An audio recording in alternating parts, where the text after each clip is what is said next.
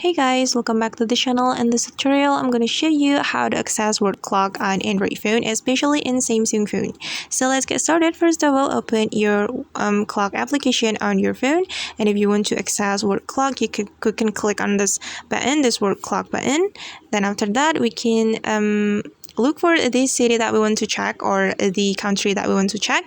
And if the city or the country that you want to check is not here, is not on the list, you can click on this plus button, and then you can add a city to your word clock. And for example, I'm going to add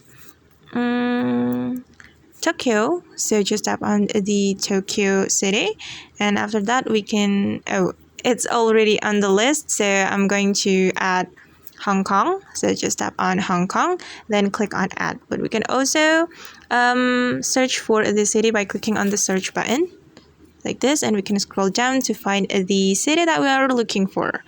And we can also type the city right here, and I'm just going to tap on the map. So I'm gonna go with Hong Kong.